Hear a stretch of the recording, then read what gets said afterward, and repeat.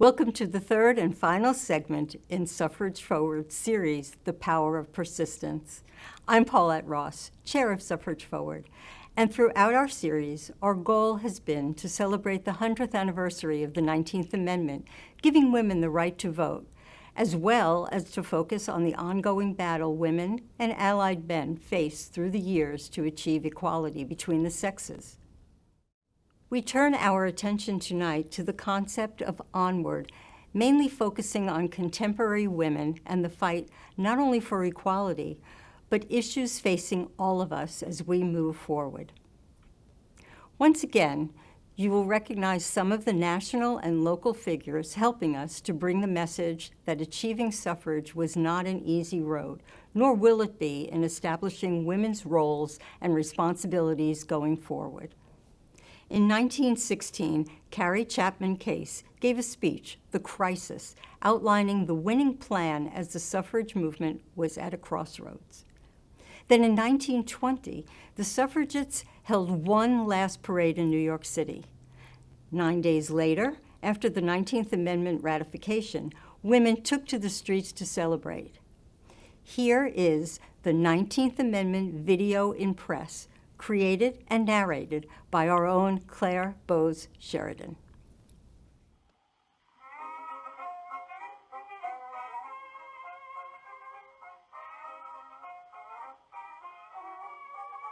August 26, 1920, ratification of the 19th Amendment.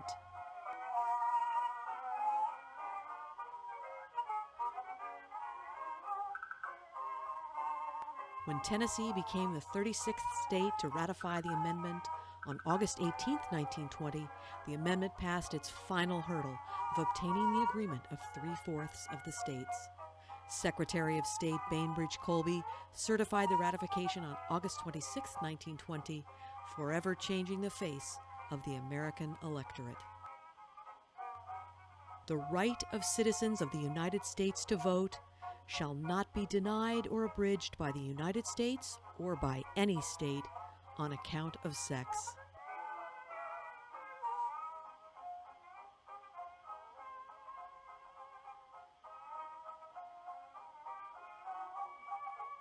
August 26 will be remembered as one of the great days in the history of the women of the world and in the history of this republic.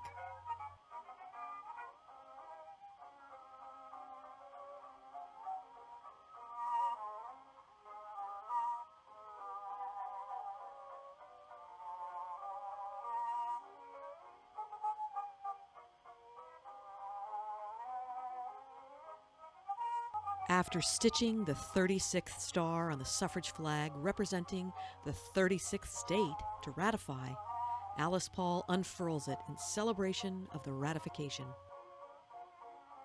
Despite the successes of the women's suffrage movement, obstacles remained even after 1920 for voters of color. In much of the country, hurdles like state constitutions, poll taxes, literacy tests, and other barriers continued to disenfranchise voters of color. It would take as many as 4 more decades for Latinas, African American women, Native Americans, and Asian Americans to gain voting rights. And voter suppression continues today.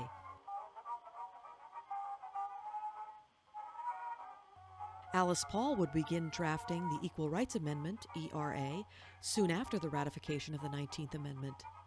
With the power to vote achieved, women will still have before them the task of supplementing political equality with equality in all other fields. In state and national legislation, as well as in other fields, women are not yet on an equal basis with men. It has been close to 100 years since the ERA was introduced, and it is still not the law of the land.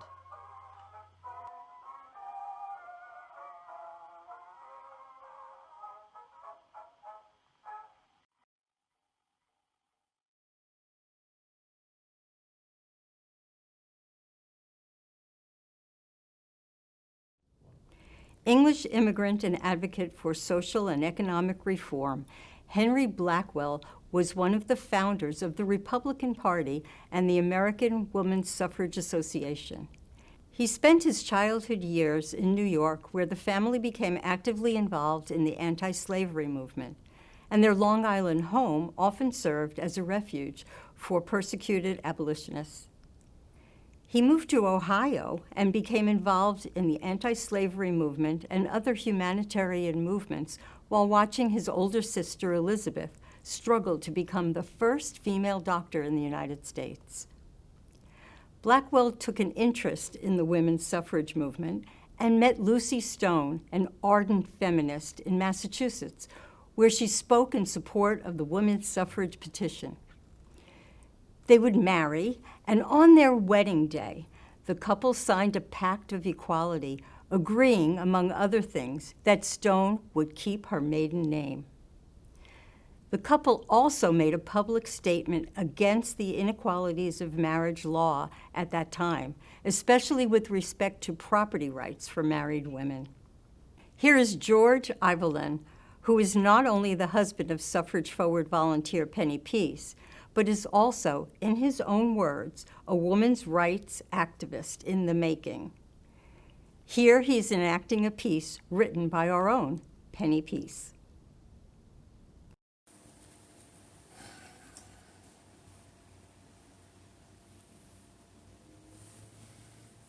Miss Lucy Stone had no intention of ever marrying me, nor anyone else for that matter. But she finally gave in because I never stopped courting her. I thought she was an amazing woman, a reformer. We believed in the same things. Before our wedding, we agreed to eliminate the bridal vow to obey. Neither she nor I believed that obedience of a wife to her husband was natural. Reverend Higginson presided over our wedding.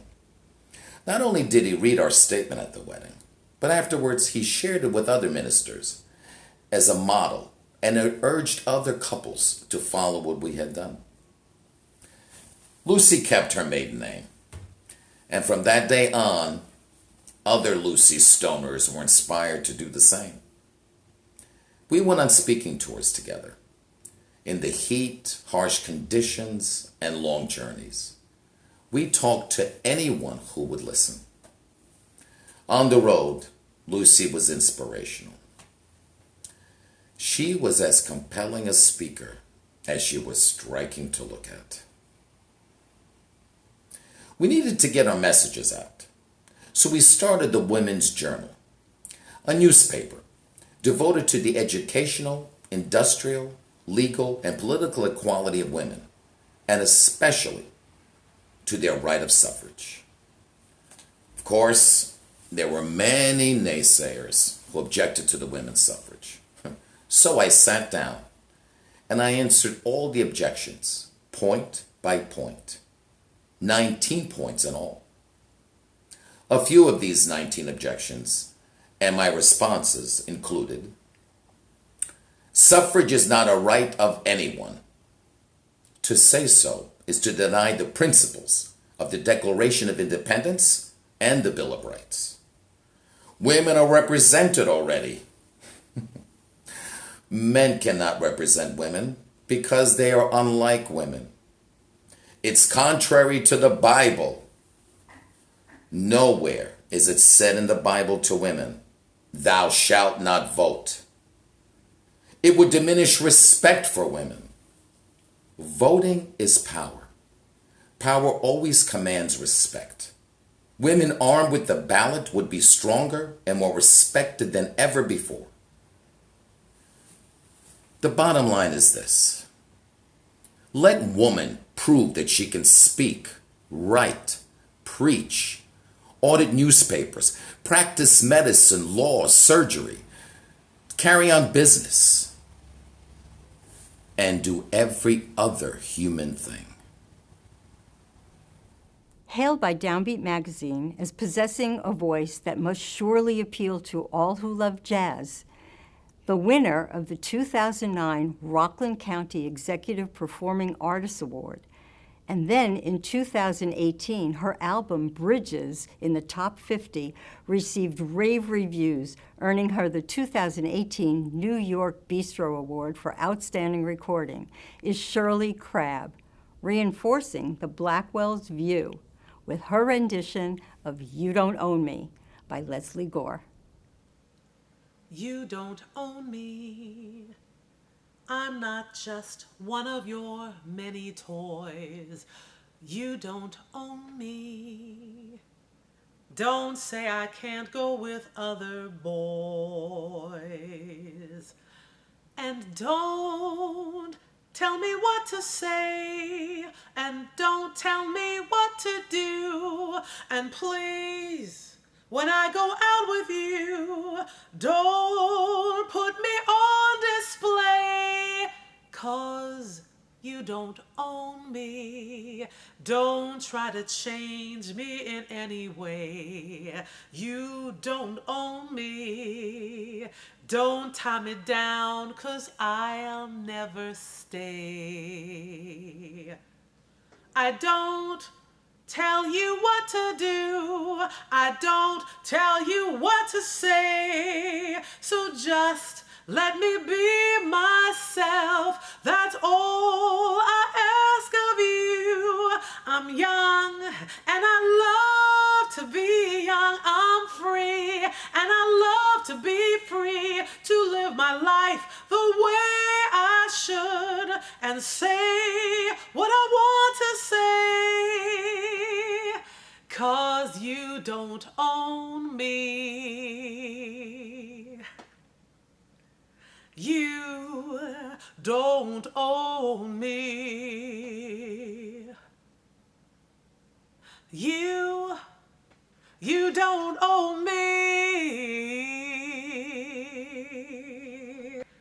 You don't own me. In case you weren't able to be with us for the first two segments, I'd like to tell you a little bit about Suffrage Forward.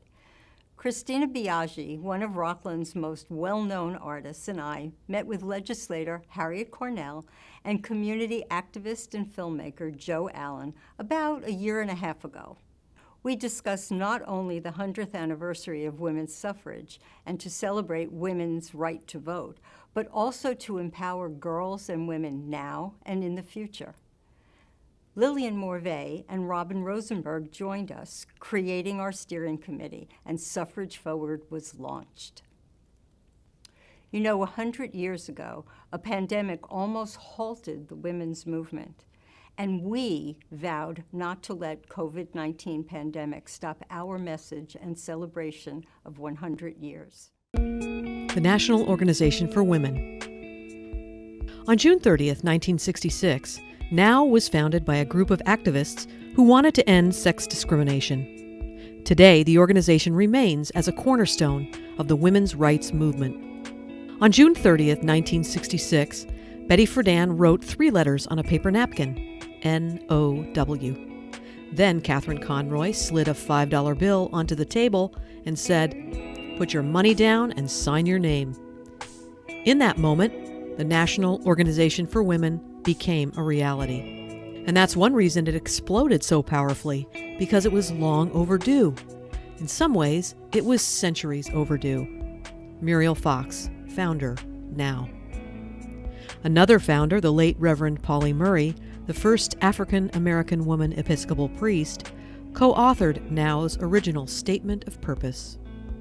We, men and women, who hereby constitute ourselves as the National Organization for Women, believe that the time has come for a new movement toward true equality for all women in America and toward a fully equal partnership of the sexes as part of the worldwide revolution of human rights now taking place within and beyond our national borders. Shirley Chisholm refused to let what society dictated women should do stand in the way of what needed to be done, and it was in this spirit that she helped found NOW in 1966.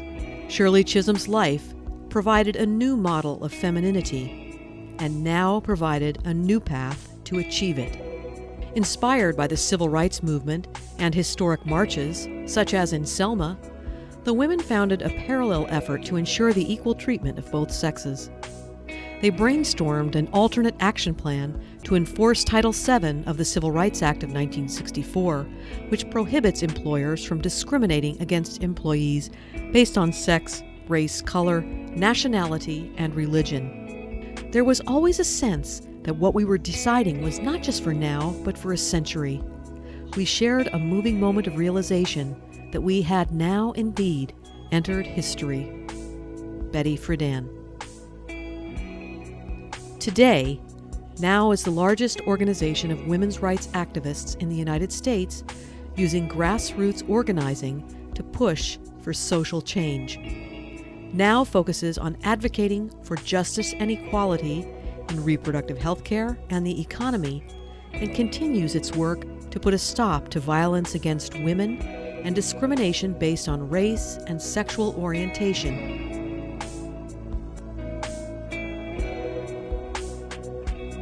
The first recipient of New York State's Eleanor Roosevelt Award, the first woman to receive the Business of the Year Award, and called by Business Week magazine the #1 woman in public relations, Muriel Fox was the publicist who introduced the modern women's movement to the world media. Co-founder of the National Organization for Women, better known as NOW, where Muriel served as national chair. She's president of the NOW Legal Defense and Education Fund, known as the Legal Momentum, as well as chair of the Veteran Feminists of America. Muriel remains an active force in the feminist movement towards equality, as well as an organizer, speaker, writer, and editor. And here she is to tell you exactly how she feels. I'm proud that I was a founder of NOW, the National Organization for Women, in 1966. Thanks to NOW, laws against gender discrimination were finally enacted and finally enforced. Newspapers can no longer run ads that say help wanted male or help wanted female. Employers can no longer say we don't hire women for those jobs, or we don't promote women to better jobs. Landlords can no longer say we don't rent to women. Banks can no longer say we don't issue mortgages or credit cards to women. Restaurants and business clubs can no longer say we don't admit women. Employers can no longer say it's okay to harass a woman sexually if she wants to keep her job. Police can no longer say violence in the home is just a domestic issue. Schools and universities can no longer say we promote only women to the top jobs. or we admit only a tiny percentage of women to law school and medical school. Factories can no longer say we have separate seniority systems for promoting men and women. TV shows no longer say father knows best or a woman who chooses a career is unlikable. Businesses can no longer say we won't promote her because she doesn't meet our stereotypes for how women should behave. After thousands of years, when women were the property of men and were second-class citizens, the dedicated activists in NOW and other sister organizations have changed the world forever. Now we pass the torch to today's young women and men to continue our battle for fair treatment. We're counting on you to fight for quality child care, such as all other modern countries provide for their families. We're counting on you to preserve laws that prevent the state from forcing a woman to bear a child when she wants to choose birth control or an abortion instead. We're counting on you to create marriage relationships where men and women are equal partners. Dedicated feminist activists prove that the world can be changed. Our suffragist foremothers paved the way by winning us the vote. Now member Shirley Chisholm continued the fight by running for president. Now we urge you to carry on our struggles to create a better life for everyone. Our country was founded and built by immigrants, those fleeing persecution or those seeking a better life for themselves and their families. But that was not an easy road traveled. It continues to be difficult for many, even in today's times. We struggle with the desire to help and be there for those looking to America for hope, and the limitations by the rule of law. Here's the story of one very strong young Latina woman, Keisha, and her journey for a place in the sun.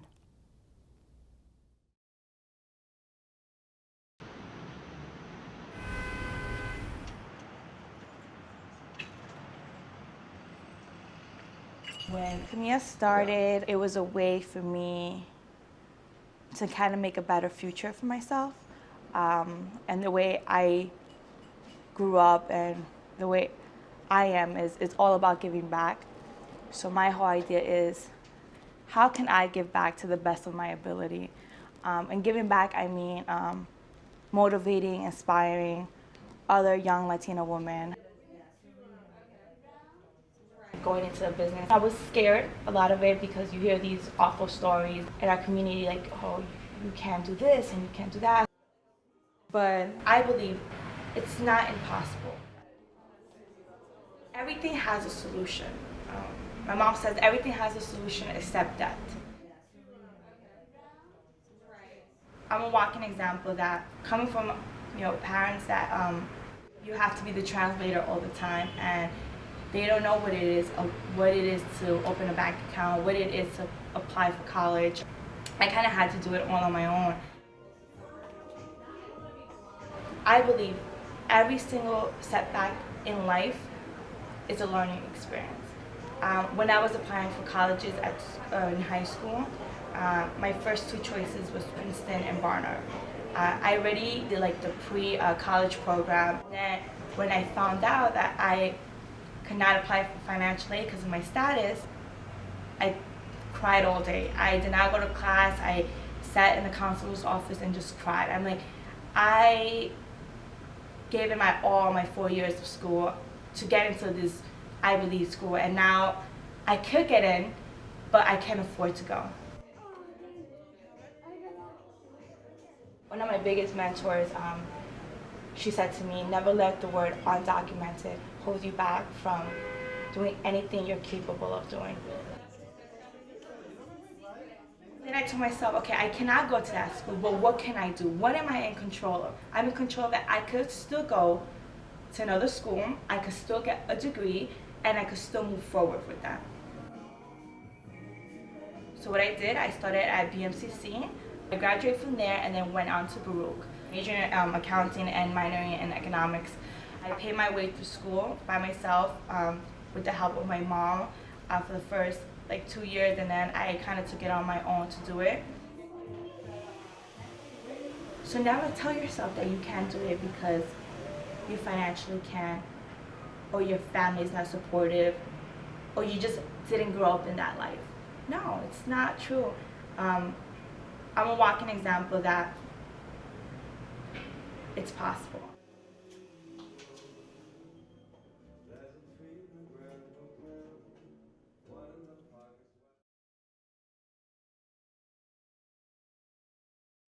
As far as the world of science, technology, engineering, and mathematics goes, it would be impossible to properly acknowledge all the women who have contributed to STEM throughout our history due to the suppression of their achievements. Though many people have tried to push women and women of color out of the historical record, reports still exist that reveal how pivotal many women have been in developing technology, medical knowledge, scientific instruments, and engineering skills. From Nora Staton Blatch Barney, who continued the family tradition as a suffragette, and the first U.S. woman to earn a degree in civil engineering, to the powerful story of 4 African-American female mathematicians, Dorothy Vaughan, Mary Jackson, Katherine Johnson, and Christine Darden at NASA, who helped to achieve some of the greatest moments in our space program. You may remember their portrayal in the film Hidden Figures.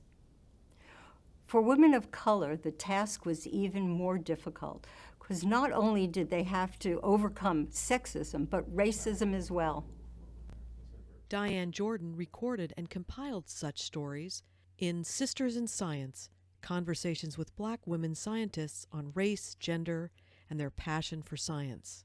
Reading a passage inspired by this book is Doria Hillsman, a former analytical and research chemist who has taught chemistry on the high school and college level for 36 years. She currently teaches chemistry at Spring Valley High School in Spring Valley, New York. In the preface of her book, Sisters in Science, Diane Jordan cites a quotation from the autobiography of Mae Jemison, which epitomizes a typical experience that many young Black women face when choosing a career in science. When a teacher asked young Jemison, "What would you like to be when you grow up?" Jemison replied, "I want to be a scientist." Her teacher tried to convince her what she really meant was a nurse. Jemison was undaunted by the suggestion and went on to become a medical doctor, earning a degree in chemical engineering, and was the first Black female astronaut to go to space. Although every generation gives birth to thousands of potential Mae Carroll Jemisons, we know that many will never realize this potential. It may be due to something as subtle as a teacher or guidance counselor's suggestion, or it may come from something even more sinister or more unfortunate. Dr. Jordan wrote this book because someone had to. In 1995, while a professor at the University of Missouri, she was asked to make a presentation on Black women in science. She thought it would be a simple task, a quick trip to the library. The trip was quicker than she anticipated. When she got to the library, there was nothing to be found. She realized that if she was unable to locate information on Black women in science and technology, young African American women and girls had no access to role models. Jordan herself is a soil microbiologist.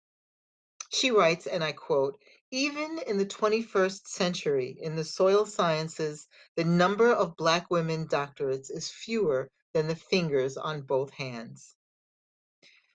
Jordan was inspired to seek out her contemporaries, other Black women with careers in STEM. She found 18 American Black women scientists and simply asked them to tell their stories. The book is filled with tragedy and triumph, as these 18 bright, determined, and fearless women tell of how they successfully navigated and excelled as Black women in a white man's world. We can help to empower young women to pursue careers in STEM by making an intentional effort to become informed and to inform others of the stories and names of Black women in STEM careers. Books like Sisters in STEM and programs like this serve to preserve and celebrate these names. Names like Hattie Carwell, Shirley Ann Jackson, Ruby Torrey, Yvonne Young Clark, Evelyn Boyd Granville, just to name a few. Women who, despite discouragement and even hatred, were able to realize their dreams, all because of the belief they had in themselves, the love and support of their families, their faith in God, and the unconquerable power of persistence.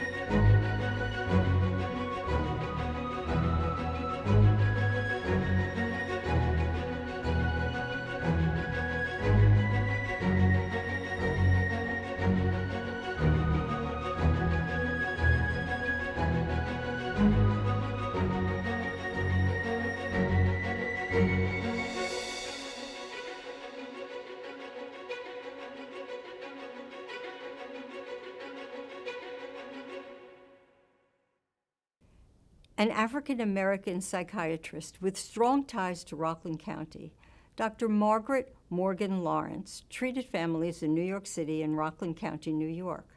Her work included clinical care, teaching, and research, particularly into the presence and development of ego strength in inner-city families. Lawrence was one of the founders of the Rockland County Center for Mental Health and served on the New York State Planning Council for Mental Health. The country's first African-American female psychoanalyst overcame adversity to become the expert on children's mental health disorders. 1948, Margaret was the first African-American admitted to the New York Psychiatric Institute, then called Columbia's Psychiatric Institute in Washington Heights. In 1953, Dr. Lawrence moved to Rockland County, New York, where she became the first practicing child psychiatrist in the county, dedicated to the underserved and to the children's mental health.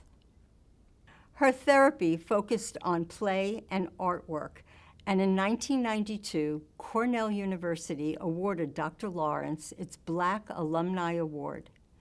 She continued to see patients until she was 90 years old and passed at the age of 105. Here in a tribute to Dr. Lawrence is Dr. Mary P. Leahy, MD, the Chief Executive Officer of Bon Secours Charity Health System, part of the Westchester Medical Center Health Network, which includes Good Samaritan Hospital in Suffern, St. Anthony Community Hospital in Warwick, and Bon Secours Community Hospital in Port Jervis. A longtime resident of Rockland County, New York, a board-certified internist practicing medicine here for over 25 years, a collaborative leader and a tireless community volunteer, Dr. Leahy has created a quiet legacy of commitment to the community.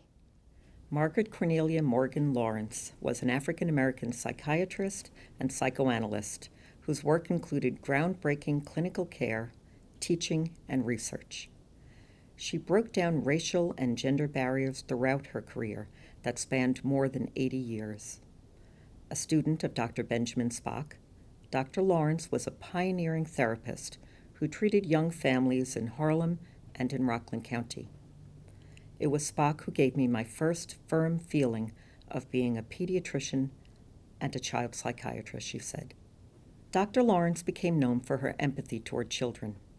She saw her task as helping them develop what she called their ego strength, or their sense of self-worth. She knew from an early age that she wanted to be a doctor. Her parents' first child, a boy, had died in infancy 2 years before Margaret was born. She resolved to become a doctor to save babies. As the only black undergraduate in her class at Cornell, she was barred from living in a dormitory. Instead, she worked as a live-in maid. On a visit back to her hometown in Vicksburg, Virginia, while a student still at Cornell, she met Charles Lawrence II, a sociologist and civil rights activist. They married in 1938 and had 3 children. As a senior at Cornell University in the 1930s, Dr. Lawrence had nearly a perfect academic record and expected to attend the university's medical school, but she was denied admission because she was black. She then applied to Columbia University's College of Physicians and Surgeons. She was accepted on the condition that she would not protest if white patients refused to be seen by her. None ever did. She became the only black student in the graduating class of 1940. She would still face discrimination throughout her life. Dr. Lawrence always found a way to move forward. She went on to become a renowned pediatrician and child psychiatrist, and the first African American woman to become a psychoanalyst in the United States. As her daughter, Dr. Sarah Lawrence Lightfoot, wrote in 2015, "My mother is an extraordinary woman and trailblazing physician who in her career faced the virulent barriers of racism and sexism with grit and grace." She served as Chief of Developmental Psychiatry Services for Infants and Children at Harlem Hospital for more than 20 years. She was also an Associate Clinical Professor at Columbia's College of Physicians and Surgeons. She later opened a private psychiatric practice in Rockland County and helped establish a mental health program in the local school district. Her ties to the local Rockland community were strong, and she and her husband helped establish a progressive, racially integrated, cooperative community called Skyview Acres, where she lived for almost 70 years. That community is still thriving today. Dr. Lawrence passed away last year at the age of 105. I, like many others, am inspired by and grateful for her strength, her courage, and her contributions to medicine and the families and children of our region. Suffrage Forward is a nonprofit fund, and we would love to have your support so we may continue sharing amazing programs and events with you. With a $100 donation, we will send you our exclusive commemorative tote bag as a gift for your support. Created by Christina Biaggi, this beautiful canvas tote highlights historical events and prominent women in the fight for women's voting rights, culminating with the ratification of the 19th Amendment in 1920. The tote, designed by us in collaboration with Archery NYC, is a woman-owned business and is made entirely in the U.S. Each side of the bag features one of Biaggi's iconic collage reliefs that depict notable suffragettes such as Sojourner Truth, Elizabeth Cady Stanton, Susan B. Anthony, and many others. The art creates a feeling of movement and seems as if the women are converging on you, the viewer and the carrier of the bag. I want to give a thank you to the many people who have shown their support with donations throughout our series and hope that you are enjoying your tote bag. For more information about the tote bags, the artist, and our organization, please visit our website, SuffrageForward.org. Jane Addams would probably have been considered an environmental justice activist if the term had existed in the progressive era. She was a pioneer in uncovering environmental health concerns and advocating for environmental equality for all people, no matter their income or ethnicity. In 1931, she became the first American woman to be awarded the Nobel Peace Prize. Rachel Carson worked to preserve the world for future generations. During the 1950s, Rachel Carson conducted research into the effects of pesticides on the food chain and published her most influential work, Silent Spring, which condemned the indiscriminate use of pesticides. Silent Spring led to a presidential commission that largely endorsed her findings and helped shape a growing environmental consciousness, which led to the banning of DDT.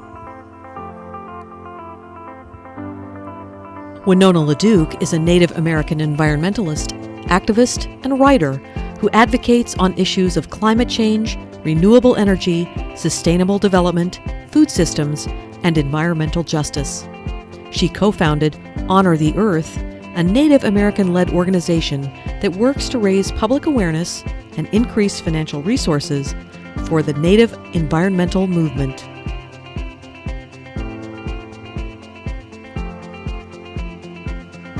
Marjorie Eugene Richard was the first African American to win the Goldman Environmental Prize in 2004 for her successful campaign for relocating people who lived in a community close to a chemical plant in her hometown of Norco, Louisiana. You have to go out and command justice.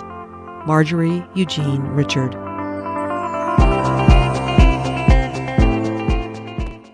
The intersection between climate justice and other social reform movements is undeniable. From Rosa Edge, socialite, suffragette, and noted as the most militant conservationist, to Jane Addams, first American woman awarded the Nobel Peace Prize, to Jane Goodall, and on up to Greta Thunberg. The modern-day environmental movement in the United States began in the 1960s and 70s. This movement was originally focused on a few prominent environmental issues and disasters, and then evolved to become a multifaceted movement in the United States. It impacts business practices, art and the media, education, and health. In the past 5 decades, environmental concerns have become more ingrained in the consciousness of the American population. Another thread of environmental concern was over the impact of environmental damage on the human population. Lady Bird Johnson was a lifelong advocate for beautifying the nation's cities and highways and was the first president's wife to advocate actively for legislation. Her work became the Highway Beautification Act of 1965, informally known as Lady Bird's Bill. In the 1960s, Lady Bird planted bulbs and trees along roadsides to call attention to the growing crisis of habitat and species loss. She said, "The job really requires thoughtful interrelation of the whole environment, not only in buildings, but in parks, not only parks, but highways, and not only highways, but open spaces and green belts. A beautification, in my mind, is far more than a matter of cosmetic. To me, it describes the whole effort to bring the natural world and the man-made world to harmony." Here is Carol Simon Levin portraying Lady Bird Johnson from her wonderful book, Remembering the Ladies, From Patriots in Petticoats to Presidential Candidates. You may be wondering where I got the name Lady Bird. When I was just a little girl, our family nurse declared she's as pretty as a ladybird, and the name stuck. I always loved nature. When I was 5, my mother died, and I spent much of my childhood alone outdoors among the tall pines and wildflowers of East Texas. I graduated from the University of Texas in 1934 with plans to become a journalist, but instead met and married Lyndon Baines Johnson and was soon smitten by the political bug. I campaigned by his side and eventually ran his congressional office after he enlisted in the Navy at the beginning of World War II. Sensing an opportunity, I bought up radio and television stations, sometimes over my husband's objections, and turned an initial $41,000 investment into more than $150 million. In 1960, I campaigned across the country when my husband was selected John F. Kennedy's running mate. Tragically, 3 years later, President Kennedy was assassinated. Remembering how flowers had helped with my own childhood grief, I created the First Ladies Committee for a More Beautiful Capital, saying where flowers bloom, so does hope, then expanded the idea to the whole country, lobbying Congress to pass the Highway Beautification Act, the first major legislative campaign launched by a First Lady. Nicknamed Ladybird's Bill, it aimed to remove signs and trash from national highways and plant wildflowers, bulbs, and trees along roadsides, as well as calling attention to the growing crisis of habitat and species loss. I was also the First Lady to have a press secretary, my own chief of staff, and liaison with Congress. I remarked, the Constitution of the United States does not mention the First Lady. She's elected by one man only. The statute books assign her no duties, and yet when she gets the job, a podium is there if she cares to use it. I did. I initiated Women Doer Luncheons, where experts brainstormed solutions to the nation's social problems, and I advocated actively for legislation including Head Start and the 1964 Civil Rights Act. I was always an advocate for women's rights, including the Equal Rights Amendment, which I called the right thing to do. Each night I would query my husband, well, what did you do for women today? While we were not successful in getting the ERA through Congress while my husband was in office, I was ecstatic when a bipartisan majority in both houses overwhelmingly passed the amendment in 1972. Sadly, a scare campaign spearheaded by Phyllis Schlafly led state ratification efforts to stall in the mid-1970s.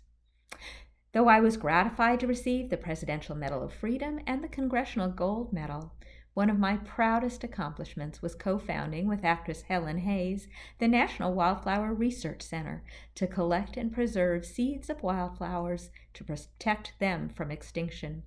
I like to say it was my way of paying rent for the space I've taken up in this highly interesting world. Winning 2 Academy Awards, an Emmy, dozens of highly acclaimed leading roles, and most recently the co-star of the popular web series Grace and Frankie with longtime friend Lily Tomlin, Jane Fonda found time to focus on activism and social change. In 1994, she was named Goodwill Ambassador for the United Nations Population Fund. In a trip to Nigeria in 2000, Jane produced a film in collaboration with the International Women's Health Coalition entitled Generation 2000, Changing Girls' Realities. She helped found in 2004 with Gloria Steinem, Robin Morgan, and Jessica Neuwirth the Board of Women's Media Center, and sits on the board of V-Day, Until the Violence Stops, a global effort to stop violence against women. Most recently, Jane found herself desiring another platform and began an effort to support student activists like Jamie Margolin and Greta Thunberg to raise the sense of the urgency of our climate crisis. She started Fire Drill Fridays before the current pandemic and continues them now virtually. It's my honor to present the theatrical and film icon and lifelong activist, Ms. Jane Fonda. Hello, and thanks to SuffrageForward for inviting me to be part of this series. I'm Jane Fonda, and every Friday since the beginning of the year, I've been holding Fire Drill Fridays to bring attention to the climate crisis, which is threatening us right now. Scientists are shouting an urgent warning. We have little more than a decade to take bold, ambitious action to transition our economy from fossil fuels to clean, renewable energy. We cannot afford to wait. But like reform movements of the past, the climate crisis is not an isolated issue. It involves every part of our economy and our society. It intersects with social justice reform and civil rights, both of which urgently require reform as well. I've been inspired and emboldened by the extraordinary movement our youth have created regarding climate justice. Fearless advocates like Jamie Margolin and Greta Thunberg challenge authority and tell it like it is. I'm committed to learning as much as I can about the climate issue and then sharing that knowledge as widely as possible. I hope to create a community of activists even in our new normal of social distancing. Because when we work together as a community, we can make the kind of bold changes that, boy, do we need right now. Building a movement takes time. It takes a coalition of open-minded and curious people willing to listen when it's appropriate and to act boldly, even when it's uncomfortable. When I reflect on the women's suffrage movement, I can't help but find similarities to the fight that we're in right now. The ratification of the 19th Amendment requires suffrage activists to change the minds and hearts of hundreds of thousands of people. Their success after generations-long fight give me hope that we can win our fight too. As Greta Thunberg said, our house is on fire and we need to act like it. This is a crisis. The bottom line is that right now our world needs fighters, people with patience, grit, skill, courage, conviction, and the power of persistence. It may not be easy, and we know we need to be in it for the long haul, but we must not be daunted, and we must not be discouraged. We must fight on, finding hope in past reform movements and inspiration from our youth. Let's do this. Onward, together. There was an increased awareness of how environmental degradation could cause public health threats. The environmental movement in America can be divided into 3 levels: local, national, and international. The multifaceted environmental activism of present day is clearly rooted in activism of the 60s and 70s. Jamie Margolin, an 18-year-old Colombian-American organizer, activist, author, public speaker, and film student, is now on board continuing the movement. She's the co-founder of the international youth climate justice movement called 0 Hour, leading rallies, educational campaigns, climate lobby days, and the 2019 Youth Climate Summit in Miami, Florida. She and Greta Thunberg testified in 2019 before the United States Congress, holding their leaders accountable to taking urgent climate action. Deemed one of Teen Vogue's 21 under 21 girls changing the world, one of People magazine's 25 women changing the world, the Today Show's 18 under 18 groundbreakers, MTV's EMA Generation Change winner, BBC's 100 Most Influential Women of 2019, and one of GLAAD's 20 under 20 LGBTQ+ people changing the world. We are so pleased to have Jamie making a special appearance. And I remind you, she's only 18. Hello, my name is Jamie Sarai Margolin.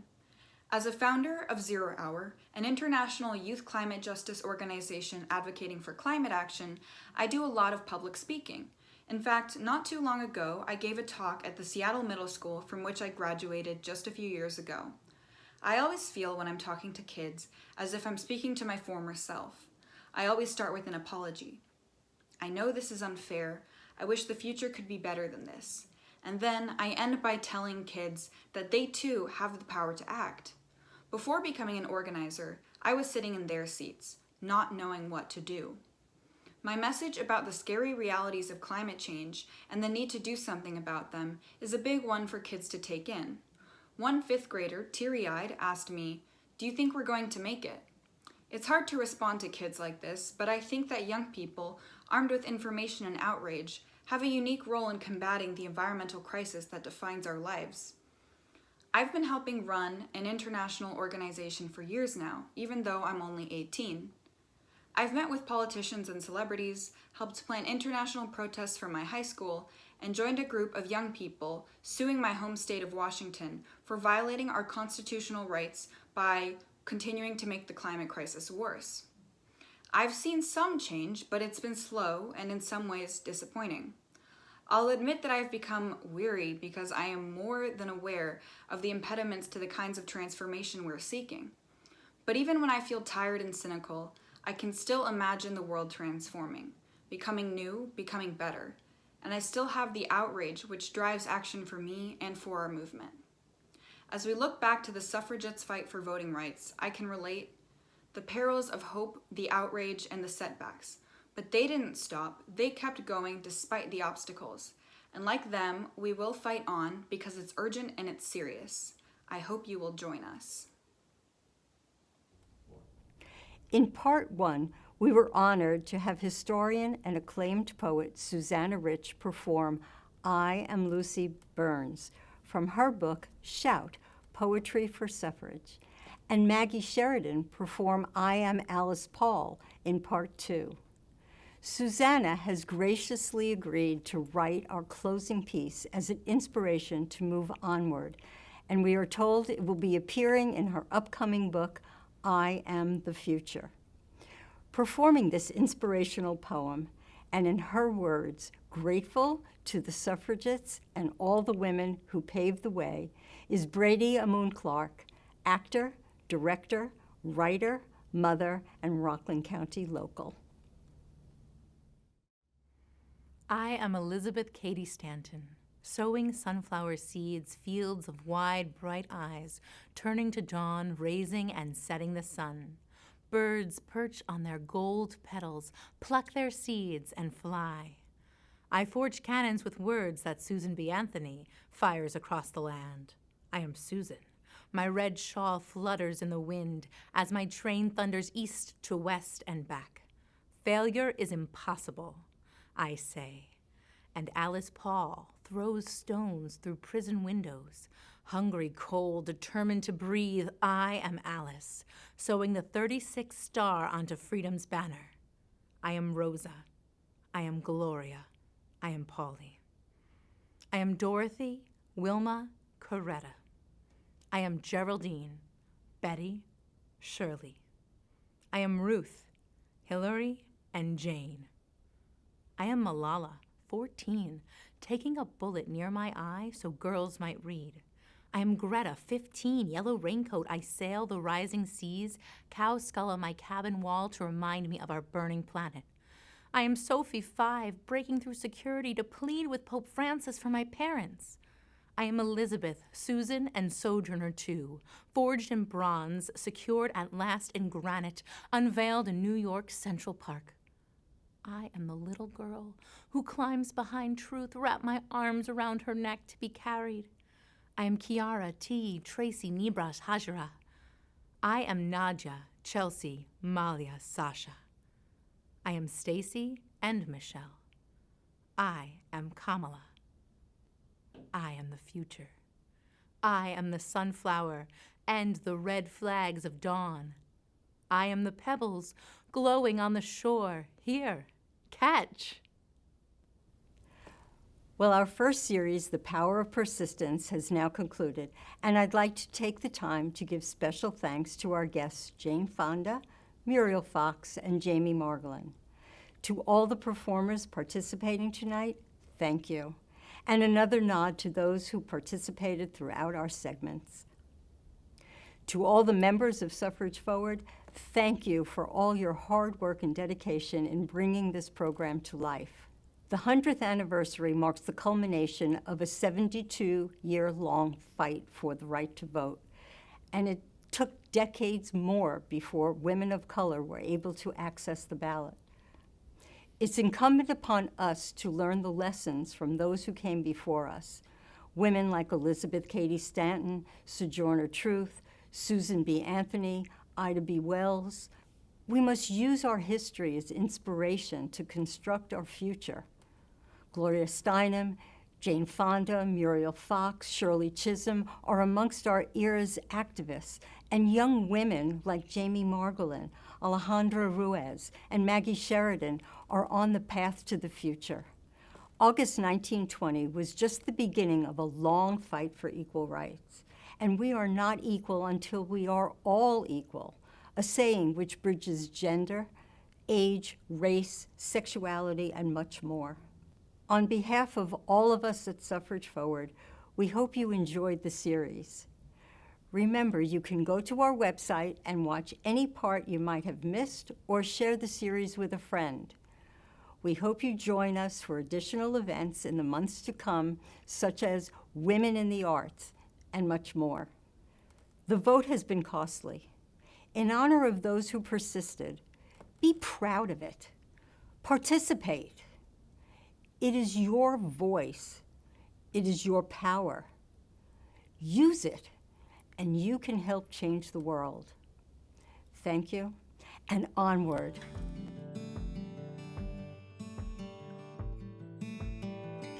Eleanor Roosevelt, one of the world's most revered leaders, had a difficult life as a child, and she was very shy as a young woman. She said, and I quote, "You gain strength, courage, and confidence by every experience where you look fear in the face. You must do the thing you think you cannot do." Mrs. Roosevelt was afraid of speaking in public, and so too was I. My great desire to serve the public was stronger than my fear. I'm Harriet Cornell. Our unity is our strength, and our diversity is our power. Kamala Harris. I'm Claire Bowes Sheridan from Suffrage Forward. The work of today is the history of tomorrow, and we are its makers. Juliet Gordon Lowe, founder of Girl Scouts.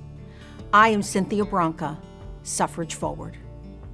Neither my grandmother nor my Aunt Ray were permitted to vote when they became of age. They were smart, intelligent, strong, capable women and were not given the opportunity to vote. On their behalf, I urge you all to vote in this year's election. I'm Joe Allen for Suffrage Forward. Eleanor Roosevelt said, "The future belongs to those who believe in the beauty of their dreams." This quote resonates with me as I work to turn a 200-year-old former textile mill, now known as the Garner Historic District, into a walkable destination for art, culture, heritage tourism, and business. I'm Robin Rosenberg from Suffrage Forward. In 2016, former Secretary of State Madeleine Albright stated, "There's a special place in hell for women who don't help each other." At the time, it was a very controversial statement, but I think it's important to look at the underlying message of this statement, and that is, as women, we must accept our obligation to help other women and to join as one. We can make our statement known by voting, so please, please vote. This is Penny Peace for Suffrage Forward. I'm prepared to sacrifice every so-called privilege I have in order to have more rights. This is Ines Mulholland. I went to Vassar and I rode a white horse in the suffrage parades. And this is Christina Biaggi from Suffrage Forward. In the author's note to White Fragility, Robin DiAngelo writes, "Although we are taught that women were granted suffrage in 1920, we ignore the fact that it was white women who received full access, or that it was white men who granted it. Not until the 1960s, through the Voting Rights Act, were all women, regardless of race, granted full access to suffrage. Naming who has access and who doesn't guides our efforts in challenging injustice." This is Cecilia Halverson for Suffrage Forward. Pat Schroeder was the first female congresswoman elected from the state of Colorado. She was known for her one-liners. And here's one.